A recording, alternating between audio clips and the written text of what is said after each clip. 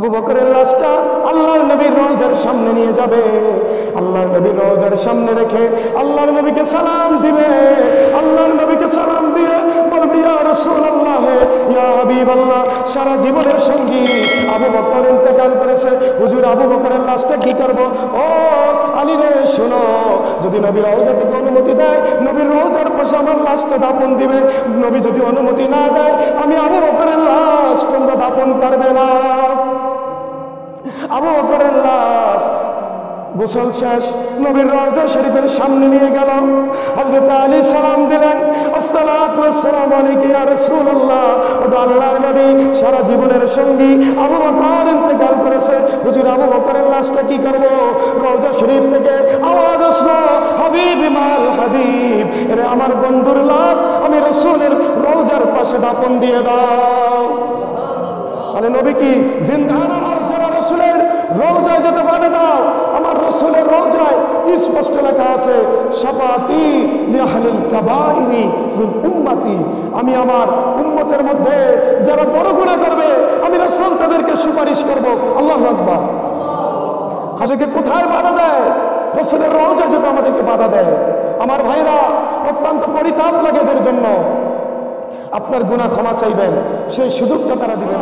আসাহুল কিতাবি বাদা কুতুবি তাহতা আদিমিস সামা as-সহিহুল বুখারী, আসমানের নিচে জমিনের উপরে কোরআনের পরে সহিহ কিতাব হলো বুখারী শরীফ। বলেন না সুবহানাল্লাহ। সেই বুখারী যিনি লিখেছেন, আবু আব্দুল্লাহ মুহাম্মদ ইবনে ইসমাঈল ইবনে ইব্রাহিম ইবনে মাগীরা আল বারদিসবা আল জুফি আল ইয়ামানি আল বুখারী, তার আল জামিউস সহিহুল মুসনাদুল মুখতাসার মিন উমুরি রাসূলিল্লাহ সাল্লাল্লাহু আলাইহি সাল্লাম ওয়া সুনানি ওয়া আইয়ামি, এই কিতাব তিনি লিখেছেন। সেই ইমাম বুখারী তিনি তার কিতাব লেখার জন্য তিনি বাছাই করলেন পৃথিবীর শ্রেষ্ঠ জায়গা রাসূলের রওজা। বলেন না সুবহানাল্লাহ। নবীজির রওজার পাশে 1-2 বছর নয়, 16টা বছর ইমাম বুখারী তার বুখারী শরীফ 6 লক্ষ হাদিস থেকে মাত্র 7,000 হাদিস আল্লাহর ইমাম বুখারী তার বুখারীতে। ইমাম বুখারী তার মুকাদ্দমায় বলেছেন, আল্লাহে মা সান্নাতু হাদিসান। ওয়ালাইকুম ওয়া রাহমাতুল্লাহি ওয়া বারাকাতুহু। ইন্নাল হামদুলিল্লাহ إن الحمد لله نحمده ونستعينه ونعوذ بالله من شرور أنفسنا ومن سيئات أعمالنا، من يهده الله فلا مضل له ومن يضلل فلا هادي له، ونشهد أن لا إله إلا الله ونشهد أن محمدا عبد الله ورسوله. قال الله تبارك وتعالى في كلامه المجيد، فأعوذ بالله من الشيطان الرجيم، بسم الله الرحمن الرحيم. ولو أنهم إذ ظلموا أنفسهم جاءوك فاستغفروا الله واستغفر لهم الرسول لوجدوا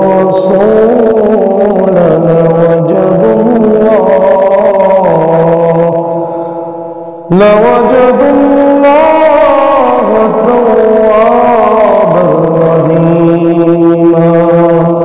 صدق الله العظيم. إن الله وملائكته يصلون على النبي، يا أيها الذين آمنوا صلوا عليه وسلموا تسليما.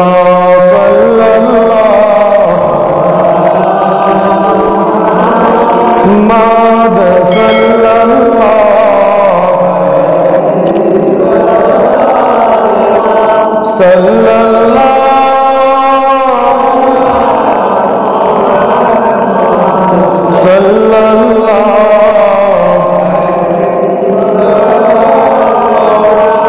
মদিনা মদিনা বলে কেমদি আমি যারে যার দেখা দেন গো দয়াল নবীজি কদি আমি বারে বার সাল্লাল্লাহু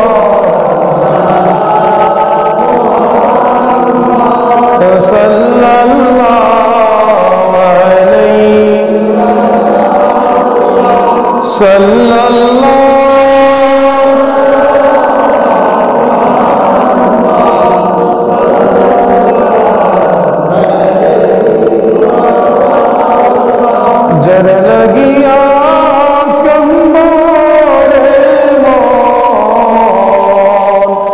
जर लगिया कंदोरे मोन সে তো সোনার মদিনা স্বপ্ন যোগে পাইবা দেখা হলে নবীর দেওয়ানা সাল্লাল্লাহু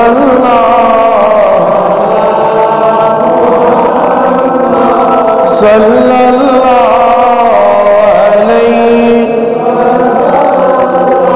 সাল্লাল্লাহু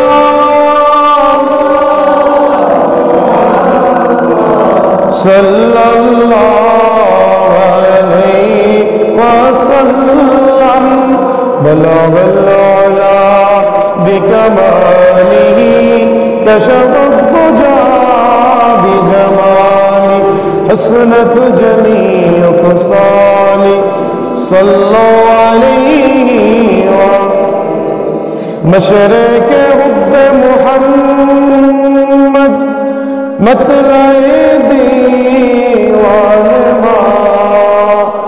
मतलाए खुर्शीद इश्क़ सीनाए सूजान मा बलगल औला बिकमालिही कशफ़त दुजा बिजमाली हसनत जमीअ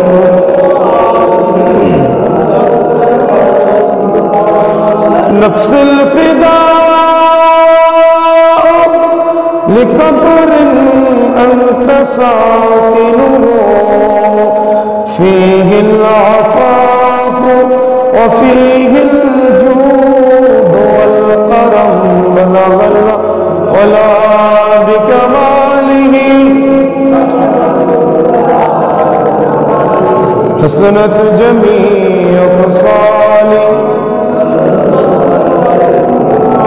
لا إله إلا الله لا إله إلا الله لا إله إلا الله لا إله إلا الله لا إله إلا الله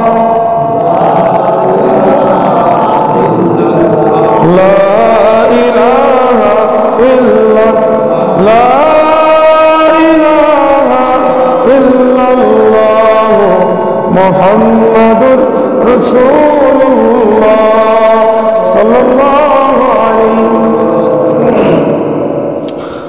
মুআজ্জাজ মুসল্লিয়ান কিরাম আসুন আমরা সকলে খেয়ে মনোবাক্যে আল্লাহ সুবহানাহু ওয়া তাআলা আলিশান দরবারে যে আল্লাহ সুবহানাহু ওয়া তাআলা বড় দয়া করে মায়া করে আজকে সপ্তাহের শ্রেষ্ঠতম দিন সৈয়দুল আইয়াম পবিত্র জুমার দিন তানার ঘর মসজিদে এসে বসবার সুযোগ করে দিয়েছেন দু একটি দিনই কথা শোনার আমল করার তৌফিক দিয়েছেন সে আল্লাহ তাবারাকাহু ওয়া তাআলার আলিশান দরবারে আমরা সকলে একবার পড়ি আলহামদুলিল্লাহ। মুআজ্জাজ হাজিরিন, সবার আগে সর্বপ্রথম লক্ষ কোটি তার চাইতে অনেক অনেক গুণ বেশি দুরূদ আর সালাম আল্লাহর সৃষ্টির প্রধান আকর্ষণ কুল কায়নাতের শ্রেষ্ঠ মখলুক, আপনার নবী, আমার নবী, দো জাহানের বাদশাহ, সৈয়দুল আইয়াম, সৈয়দুল মুরসালিন, নবিয়ুল মুরসালিন, খাতামুন নবিয়িন, ইমামুল হারামাইন আশ-শরীফাইন, ফখরে উমাম, বাহরে কারাম, নবিयों की ताजदार, সুলতান মদিনা, নূর নবী, হায়াতুন নবী, জিন্দা নবীর জন্য আমরা কি রাসূলের উম্মত হতে পেরে খুশি না বেজার? তাহলে আরেকবার পড়ি আলহামদুলিল্লাহ। মুআজ্জিজ হাজিরিন, আজকে আমরা কথা শুনব সূরাতুন নিসার 66 নম্বর আয়াত থেকে। রাসূল পাক সাল্লাল্লাহু আলাইহি ওয়াসাল্লাম, আমরা যে রাসূলের উম্মত, আমাদের নবী, তিনি রওজা শরীফে জিন্দা অবস্থায় আছেন, বলেন না সুবহানাল্লাহ। আমাদের নবী জিন্দা নবী না মুর্দা নবী? আজ অত্যন্ত পরিতাপ লাগে, অত্যন্ত দুঃখ লাগে, একদল মুসলমান যারা আমাদের মতো লেবাসদারি, তারা বলতে চায় যে রাসূল পাক রওজায়ে আতহারে পচে গলে মাটির সঙ্গে শেষ হয়ে গেছে, যারা বলেন না নাউযুবিল্লাহ। মুআজ্জিজ হাজিরিন, আজ সেই মদত পুষ্ট ইহুদিদের দালাল নাসিরউদ্দিন আলবানী নামে ইতিহাস কুখ্যাত একজন ব্যক্তি, যিনি ফতোয়া দিয়েছিলেন कहा रसूलुल्लाह के कब्र से अंदर जो मिटाई मिले और किसको बसेगा, অর্থাৎ সে ফতোয়া দিয়েছেন যে মুহাম্মদুর রাসূলুল্লাহ সাল্লাল্লাহু আলাইহি ওয়াসাল্লাম তিনি রওজা শরীফে পৌঁছে গলে শেষ হয়ে গেছেন। কন্যা নাউযুবিল্লাহ। সেই ব্যক্তি ফতোয়া দিয়েছে যদি রসুলের রওজায়ে আতহার থেকে রসুলের হাড্ডি গুড্ডুগুলো যদি উঠিয়ে অন্যত্র দূরে নিয়ে ফেলে দেওয়া যায়, তাহলে মানুষ শিরক থেকে বাঁচে। কন্যা নাউযুবিল্লাহ। মুআজ্জিজ হাজিরিন, আজকে একদল ভাইরা, যদি আমরা যারা হজ করেছেন তারা দেখতে পেরেছেন, যদি হজে যান তাহলে দেখবেন লাল রুমাল পরে, লাল রুমাল মাথায় বেঁধে, সেই আপনি যদি হজ করেন বাইতুল্লাহ শরীফ, সেখানে ওই লাল রুমাল ওরা আপনাকে বলবে যে লা তাশুদ্দু রিহালান ইল্লা ইলা সালাসাতি মাসাজিদহা, হজ করা শেষ, ইমশু ইলাল বাংলাদেশ, হে হাজি তুমি বাংলাদেশের দিকে চলে যাও, খবরদার মদিনায় যাইও না। কন্যা নাউযুবিল্লাহ। তারা বলে তোমার হজ শেষ, তুমি হজ করতে এসেছো, আল্লাহর ঘর তাওয়াফ শেষ, তুমি চলে যাও নিজ দেশে, মদিনায় যাওয়ার দরকার নাই।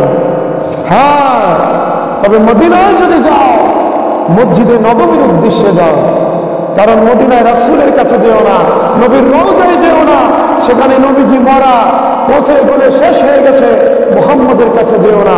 যদি যেতে চাও লা তাশুদ্দু রিহালান ইল্লা ইলা সালাসাতি মাসাজিদহা, 3 মসজিদ ব্যতীত পৃথিবীর কোথাও তোমরা ভ্রমণ করিও না।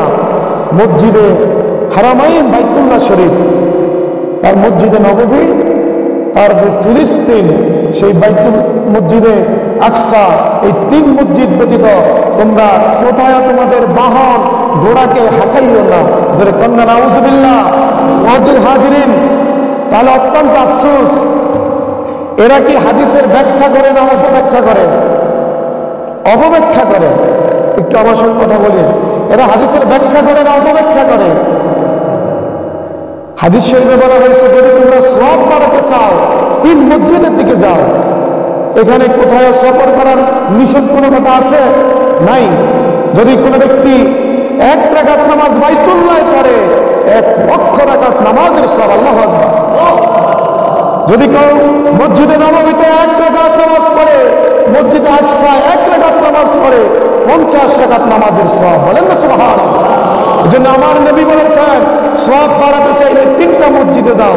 এখানে কোনো মসজিদে, অর্থাৎ এই 3 মসজিদ ছাড়া অন্য কোথাও যাওয়ার নিষেধ নাই।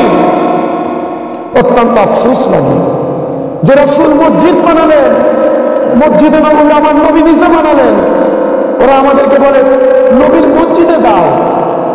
সেই রাসূল যে নবী মসজিদ বানালেন সে রাসূলের মসজিদে যাওয়ার ব্যাপারে নাজায়েজ। কন্যা নাউজুবিল্লাহ। কবি কত সুন্দর করে বলেছেন, ইয়াসরিব নামে ছেলে তুমি অলক্ষণের দেশ, বড়ই মারাত্মক যে ছিল তোমার পরিবেশ। নবীর চয় হলে তুমি সোনার মদিনা, নবীর চয় হলে তুমি সোনার মদিনা। সব বলিব কিন্তু তোমায় ভুলতে পারি না। তাহলে মদিনা মদিনা হলো আমার নবীর কারণে। বলেন না সুবহানাল্লাহ। ভাইরা আমার, তাহলে আমার নবী তিনি রওজা শরীফে জিন্দা অবস্থায় আছেন। আল্লাহ তাআলা কোরআনুল কারীমের মধ্যে সূরাতুন নিসা 66 নম্বর আয়াতের মধ্যে বলেন, ওয়ালাউ আন্নাহুম ইযযালামু আনফুসাহুম জাউকা। হে রাসূল, যারা নিজের অন্তরের উপর জুলুম করেছে তারা যেন আপনার কাছে আসে। বলেন না সুবহানাল্লাহ। ফাস্তাগফিরুল্লাহ ওয়াস্তাগফার লাহুমুর রাসূল। হে রাসূল, যদি তারা নিজেদের উপরে নিজেদের অন্যায়ের কারণে আল্লাহর কাছে ক্ষমা চায়, হে রাসূল ওয়াস্তাগফার লাহুমুর রাসূল, নবী আপনি যদি তাদের জন্য ক্ষমা চান আমি আল্লাহ তাদেরকে ক্ষমা করে দেব। বলেন না সুবহানাল্লাহ। এই আয়াত যখন একজন বেদুইন তার কানে যখন কোরআনের আয়াতটা প্রশ্ন, ওই লোকটা মদিনায় চলে আসলেন, নবীজির কাছে চলে আসলেন। ভাইরা আমার, ওই সাহাবী মদিনায় এসে দেখলেন সাহাবায়ে কেরাম শোকাহত। আল্লাহর নবীর সাহাবীদেরকে ওই বেদুইন জিজ্ঞেস করলো, হে নবীর সাহাবীরা, তোমরা যে শোকাহত, নবীজি নাই? সাহাবীরা বললেন, হে বেদুইন, তুমি কি জানো না 3 দিন আগে আল্লাহর নবী তিনি ইন্তেকাল করেছেন? বলেন না সুবহানাল্লাহ। ওই সাহাবী কাঁদতে লাগলেন, হায় হায়, তাহলে কি আমার জীবনের গুনাহ মাফ হবে না? মদিনার কিতাবের মধ্যে লেখে, মদিনার ধুলাবালির সঙ্গে সাহাবী গড়াইতেছেন আর কবিতা বলতেছেন, নফসিল ফিদাউ লিকবরিন আনতা সাকিনুহু ফীহিল আফাফু ওয়া ফীহিল জুদ ওয়াল কারাম। হে রাসূল, এই রওজার জন্য আমি নিজকে উৎসর্গ করে দিলাম। ইয়া রাসূলুল্লাহ, ওয়ালাউ আন্নাহুম ইযযালামু আনফুসাহুম জাউকা, নবী আমি এই আয়াত শুনতে পেরেছি, আমি নিজের উপর অনেক জুলুম করেছি।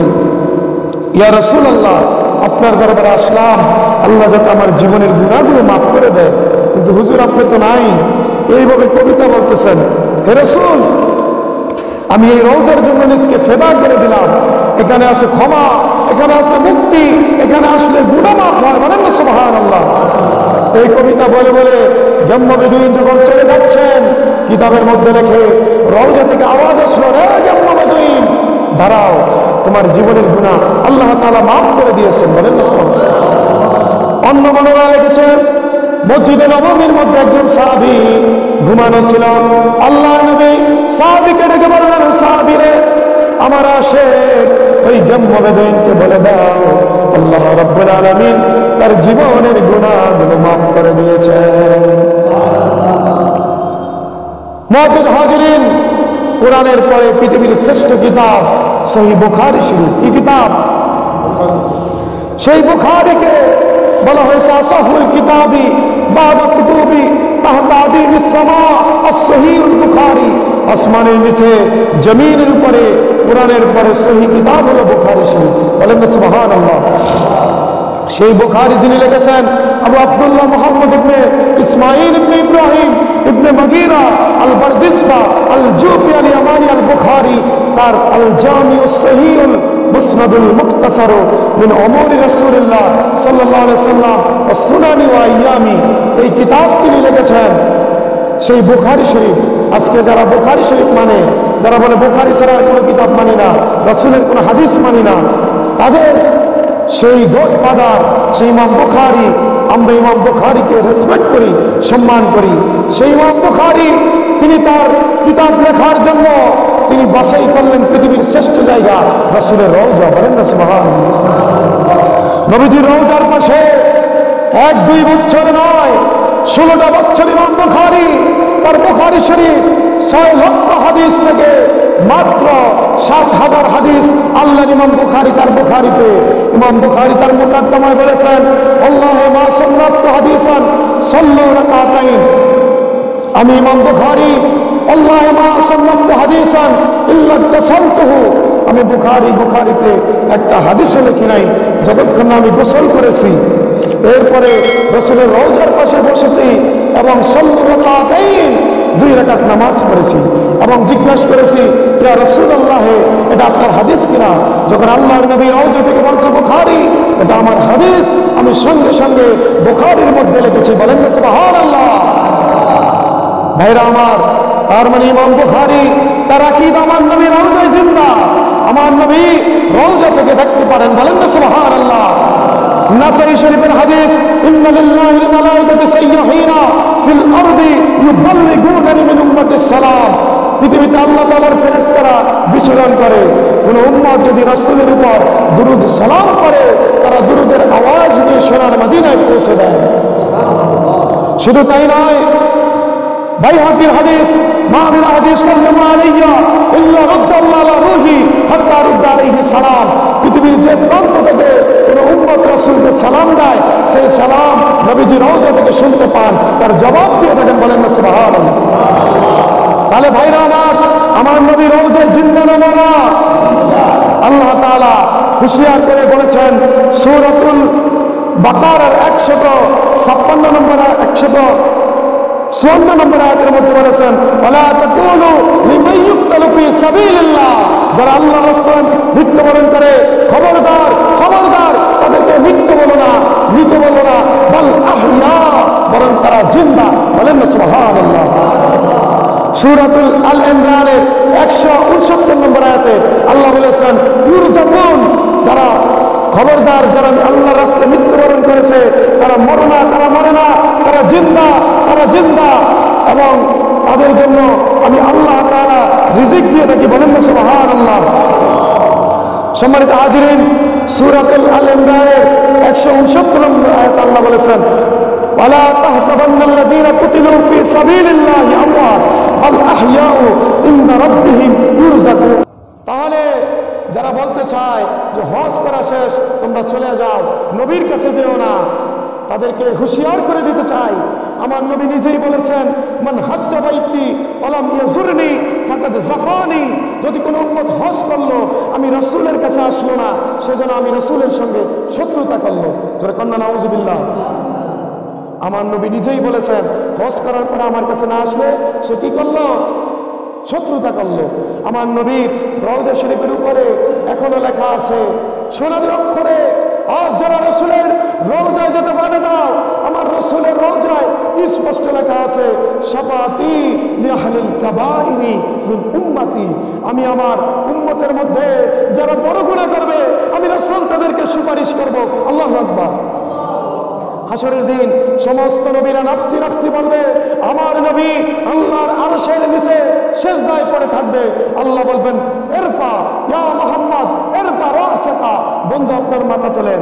ও বন্ধু, আজ হাসরের দিন আপনি মাথা ঝুঁকে থাকবেন, সিজদায় থাকবেন, এটা হয় না বন্ধু, আপনি মাথা উঠান। আপনি কি চান? আমার নবী বলবেন, আল্লাহ আমার উম্মতকে মাফ করে দাও। সুবহানাল্লাহ। আল্লাহ তাআলা বলবেন, বন্ধু আপনার উম্মতকে ক্ষমা করে দিলাম। বলেন না সুবহানাল্লাহ। মুআজ্জিজ হাজিরিন, আবু লুবাবা, নাম কি? আবু লুবাবা নবীর সাহাবী। তাকে কাফেররা জিজ্ঞাসা করছে, রে আবু লুবাবা, নও মুসলিম আবু লুবাবা, রে আবু লুবাবা, মুসলমানের শক্তি কি রকম? আবু লুবাবা তখন মুখ দিয়ে না বলে হাত দিয়ে বললেন, এই, অর্থাৎ মুসলমান জাতি যাকে ধরে তাকে কতল করে ছাড়ে। এটা মুসলমানদের একটা গোপন তথ্য ছিল। এটা সে কাফেরদের কাছে সেই তথ্যটা প্রকাশ করে দিল। তখন নিজকে অপরাধী ভেবে আবু লুবাবা মসজিদে নববীর পিলারের সঙ্গে নিজকে বেঁধে ফেললেন। হায় হায়, আমি কি ভুল করেছি, কাফেরদের কাছে গোপন তথ্য প্রকাশ করে দিলাম। ফজরের সময় আল্লাহর নবী মসজিদে আসলেন, দেখলেন একজন সাহাবী মসজিদে নববীর পিলারের সঙ্গে বাঁধা। নবীজি বললেন, কে? হুজুর আমি আবু লুবাবা। কি হয়েছে হুজুর? আমি তো অন্যায় করেছি, আমি তো গুনাহ করে ফেলেছি, কাফেরদের কাছে গোপন কথা প্রকাশ করেছি। ইয়া রাসূলুল্লাহ, আমি নিজকে বেঁধে ফেললাম, আপনি যতক্ষণ না খুলবেন, বাঁধন না খুলবেন, আমি আমার বাঁধন খুলবো না। বলেন না সুবহানাল্লাহ। আমার নবী আল্লাহর দরবারে ফরিয়াদ করে, আল্লাহ আমার সরল সোজা সাহাবী আবু লুবাবা তুমি তাকে ক্ষমা করে দিন। আবু লুবাবা বুঝতে পারে নাই। আল্লাহ তাআলা আয়াত নাযিল করলেন, ও বন্ধু, আলাউ আন্নাহুম ইযলামু আনফুসাহুম জাউকা ফাস্তাগফিরুল্লাহ ওয়াস্তাগফার লাহুমুর রাসূল। বন্ধু জানিয়ে দেন তার গুনাহ আমি আল্লাহ মাফ করে দিয়েছি। আবু লুবাবা, নবী বললেন, আবু লুবাবা বাঁধন খোলো। বলেন, হুজুর কিয়ামতের দিন আল্লাহ যদি আমাকে ধরে যে আবু লুবাবা তোমাকে তো আমি ক্ষমা করি নাই, ইয়া রাসূলুল্লাহ আপনার নিজ হাতে আমার বাঁধনকে খুলে দেন। বলেন না সুবহানাল্লাহ। আমার ভাইরা, নবীজি নিজ হাতে সেই বাঁধন খুলে দিলেন। তাহলে দেখেন, আমার নবীর দরবারে গেলে আল্লাহ বলছেন, যদি গুনাহ করা যত বড় পাপী হও রাসূলের কাছে যাও, যদি তোমার গুনার জন্য পরিতাপ করো, রাসূল তোমার পক্ষে সুপারিশ করে, আমি আল্লাহ ক্ষমা করে দেবো। বলেন না সুবহানাল্লাহ। আজকে আমাদেরকে কোথায় বাধা দেয়? রাসূলের রওজা যেটা আমাদেরকে বাধা দেয়। আমার ভাইরা, অত্যন্ত পরিতাপ লাগে এদের জন্য। আপনার গুনাহ ক্ষমা চাইবেন, সেই সুযোগটা তারা দিবেন আপনাকে। তাহলে আমি তাদেরকে বলতে চাই, এই যে কোরআনের আয়াত সূরা নিসার 66 নম্বর আয়াত, এটা কি মানসুখ হয়ে গেছে? নাসিখ মানসুখ, কোরআনের আয়াত কি বাদ হয়ে গেছে? কোরআনের আয়াত এখন আছে, কিয়ামত পর্যন্ত থাকবে। আল্লাহু আকবার। আমার ভাইরা, তারিখে দামাশকি, সেখানে তারিখে দামাশকির মধ্যে খুব চমৎকার করে একটা ঘটনা উল্লেখ করা হয়েছে। পৃথিবীর বিখ্যাত তারিখের কিতাব, ইতিহাসের কিতাব, সেখানে বলা হয়েছে আবুল খায়ের আত্মা সে 5 দিন মদিনা শরীফে, মক্কা শরীফে অবস্থান করতেছেন। 5 দিন যাবৎ কিছু খায় নাই। এই খিদা নিয়ে চলে গেলেন মদিনায়। কোথায়? আমার নবীর রওজা শরীফের সামনে আমার নবীকে সালাম দিলেন, আসসালাতু আসসালামু আলাইকা ইয়া রাসূলুল্লাহ। হযরত আবু বকরকে সালাম দিলেন, হযরত ওমরকে সালাম দিলেন। সালাম দিয়ে তিনি এসে আমার নবীর যে মিম্বার, ওই মিম্বারের সামনে 2 রাকাত নামাজ পড়ে শুয়ে পড়লেন। আল্লাহু আকবার। খুব চমৎকার ঘটনা। তারিখে দামাশকির মধ্যে বলা হয়েছে, তিনি যখন ঘুমিয়ে গেলেন তখন দেখলেন ঘুমের ঘরে আমার নবী যে এসে হাজির হয়ে গেলেন। আমার নবীর পিছনে হযরত আবু বকর, হযরত ওমর, হযরত ওসমান, হযরত আলী, হযরত আলী রাদিয়াল্লাহু আনহু বললেন, ইয়া বুনাইয়া কুম। আল্লাহু আকবার। হে সন্তান, হে বৎস, কুম, দাঁড়িয়ে যাও। কত যা রাসূলুল্লাহ, আল্লাহর নবী এসে গেছেন। বলেন না সুবহানাল্লাহ। আবুল খায়ের আত্মা দাঁড়িয়ে দেখলেন আল্লাহর নবী তার সামনে। আবুল খায়ের আত্মা বললেন, ফাকাব্বালতুহু আলা আযআইনাইহি, আমি নবীজির কপালের মধ্যখানে চুমু খেলাম। আমার নবী বললেন, হে আবুল খায়ের আত্মা, তুমি না আমার রওজার মেহমান, তুমি না 5 দিন যাবত কিছু খাও নাই, আমি রাসূলের মেহমান হয়েছ, আমি তোমার জন্য কি আনবো? এই যে একটা রুটি নিয়ে আসলাম, ঘি মেখে এই রুটি। নবীজি তাকে রুটিটা খাইয়ে দিলেন। আল্লাহু আকবার। আবুল খায়ের আত্মা বললেন, আমি রুটি খাইতেছিলাম, এদিকে মুয়াজ্জিন ফজরের আযান দিলেন, আসসালাতু খায়রুম মিনান নাওম। ঘুম থেকে উঠে দেখি অর্ধেক রুটি খেয়েছি, বাকি অর্ধেক রুটি আমার হাতে। আল্লাহু আকবার। তাহলে আমার নবী জিন্দা না মারা? নবী জিন্দা না মারা? আজকে যারা বলে আমার নবী মারা, সেই দেওবন্দের কাসেম নানুতুবি, সেই দেওবন্দের একটা ঘরকে বলা হয় 9 দরজা ঘর। ওখানে সেই দেওবন্দ মাদ্রাসা, আমাদের দেশে কওমিদের যে মূল দেওবন্দ, সেই দেওবন্দ মাদ্রাসার প্রধান কাসেম নানুতুবি, তিনি বলেছেন, আমি যখন ঘুমিয়েছিলাম আল্লাহর নবী স্বপ্ন যুগে এসে আমাকে বললেন, হে কাসেম, এটা লাঠি দিয়ে ডাক দিলেন আর বললেন, কাসেম তুমি এখানে একটা মাদ্রাসা করো। বলেন না সুবহানাল্লাহ। কাসেম নানুতুবি ঘুম থেকে উঠে দেখলেন আল্লাহর নবী যেখানে ডাক দিলেন সেখানে দাগ স্পষ্ট আছে। বলেন না সুবহানাল্লাহ। আমার ভাইরা, হযরত আবু বকর নবীর এত প্রিয় সাহাবী। আবু বকর সারা জীবন আমার নবীর সঙ্গী ছিলেন। আবু বকর বললেন, আমি আমার রাসূলের চেহারার দিকে তাকিয়ে না থাকলে আমার মনে শান্তি লাগে না। সে আবু বকর ইন্তেকালের সময় ওসিয়ত করলেন, রে আলী, তুমি যে হাত দিয়ে রাসূলের দাফন দিয়েছো, এই হাতটা দিয়ে আমি আলীর দাফন দিব। বলেন না সুবহানাল্লাহ। আমি আলীর দাফন দিবে। খবরদার, খবরদার, তোমরা আমার জন্য কবর খনন করবে না। আমি আবু বকরের লাশটা আল্লাহর নবীর রওজার সামনে নিয়ে যাবে। আল্লাহর নবীর রওজার সামনে রেখে আল্লাহর নবীকে সালাম দিবে।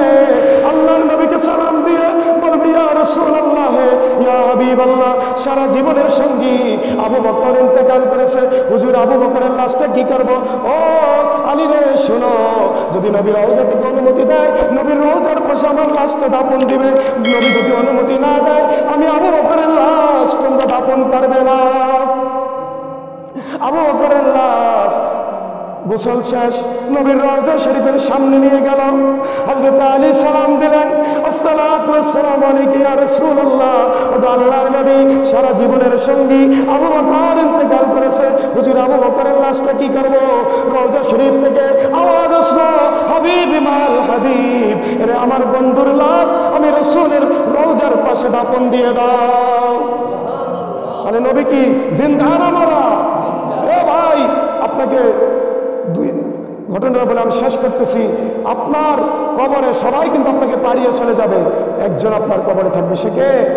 আমার দয়াল নবী। সে কে? নবীজি আপনাকে ভুলতে পারবে না, নবীজি আপনার কবরে থাকবে। সেই রাসূলের প্রতি আপনার বিশ্বাস যদি হয় রাসূল মরা, তাহলে আপনি আমার কবরে অত্যন্ত ভয়াবহ হবে। হাসর মিজান পুলসেরাতে কোনো উপায় থাকবে না। শুধু আমার নবী কেন, আমার নবীর সাহাবীরাও জিন্দা, বলেন না সুবহানাল্লাহ।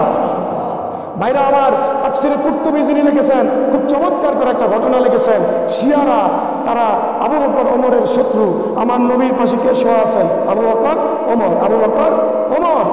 শিয়ারা আবু বকর ওমরের ইন্তেকালের পরে মদিনার গভর্নরের কাছে গেলেন, হে মদিনার গভর্নর, আমাদেরকে একটা অনুমতি দিতে হবে।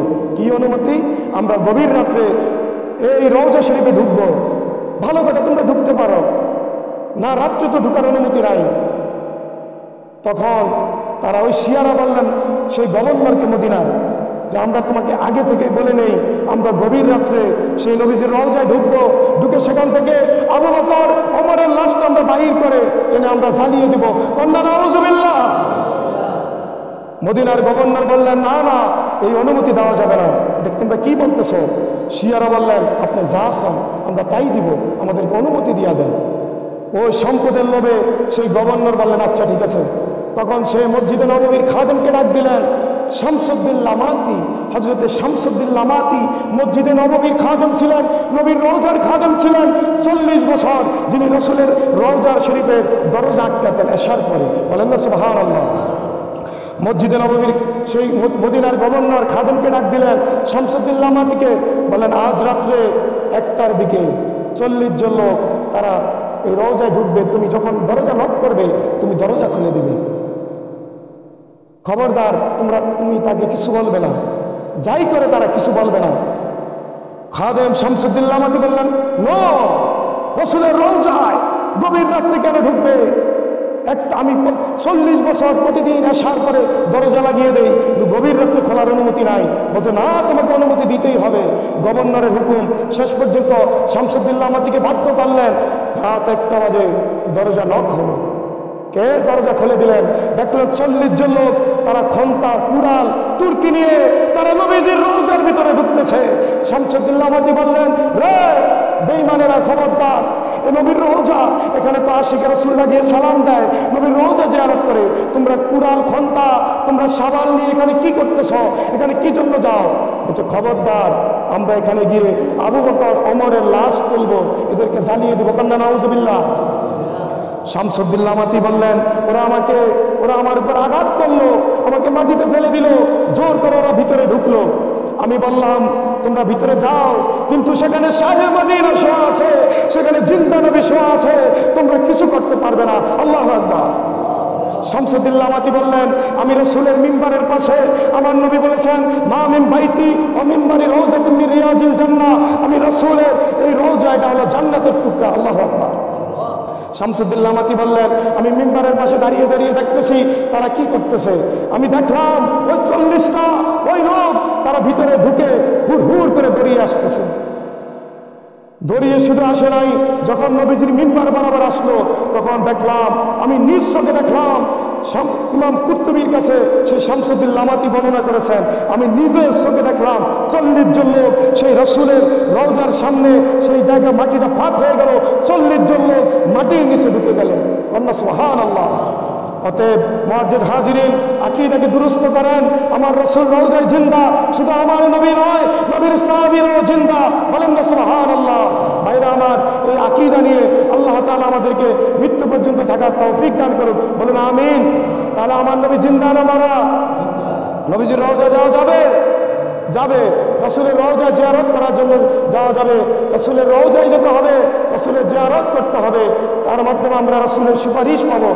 আমরা সমস্ত প্রকার ফিতনা ফাসাদ থেকে আল্লাহ তাআলা আমাদেরকে হেফাজত করুক, ঈমান আমলের মধ্যে আল্লাহ তাআলা মজবুতি দান করুক। সকলে বলুন আমিন। ওয়া আখিরু দাওয়ানা আলহামদুলিল্লাহি রাব্বিল আলামিন। আসসালামু আলাইকুম ওয়া রাহমাতুল্লাহ।